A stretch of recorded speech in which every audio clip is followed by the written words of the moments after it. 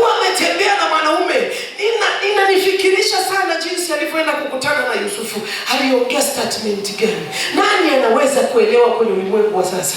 Pale hawajatueleza, lakini kulikuwa kuna mdahalo uliendelea kwamba wewe utaniambia kwa nini umenichiti, kwa nini umechepuka. Binti analia, anasema mimi sijawahi na wala simjui mwanaume. Ni nani wa sasa unaweza ukamweleza akakuelewa?